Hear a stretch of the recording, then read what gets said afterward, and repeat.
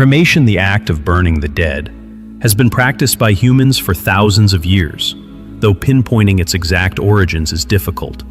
The practice was introduced in Europe and the Mediterranean around 1000 BCE by the ancient Greeks. It served practical purposes in times of war and conquest, such as quickly and efficiently clearing battlefields of decomposing corpses.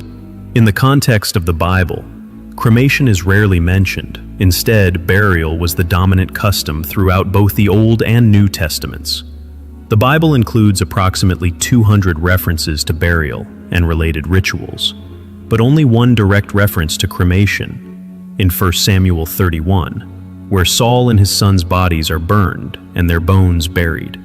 This sparse mention suggests that cremation was not the standard practice among ancient Israelites or early Christians. The New Testament emphasizes traditional burial as well. Jesus himself was placed in a tomb, and stories like that in Luke 24, where his followers find the tomb empty, highlight the cultural and spiritual importance of burial. Despite the Bible's preference for burial, it does not explicitly prohibit cremation. Many Christians hold varying views. Some believe bodily resurrection requires a complete body, though others argue this is inconsistent, since all bodies eventually decay.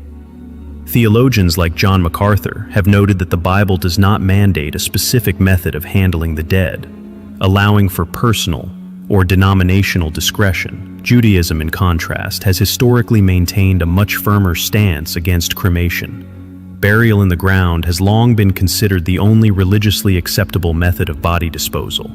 One major reason is that cremation was historically associated with pagan practices, which Jews were instructed to avoid. Additionally, cremation does not fulfill the Jewish religious obligation to bury the dead.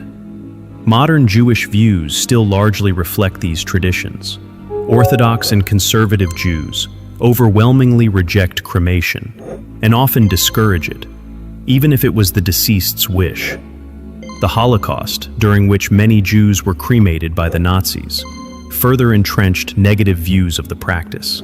Reform Jews, while more flexible, still often discourage cremation, though they do not regard it as inherently sinful. Overall, while cremation has ancient roots and is accepted in some religious traditions, others, especially traditional Judaism, maintain clear opposition due to cultural, spiritual, and historical reasons.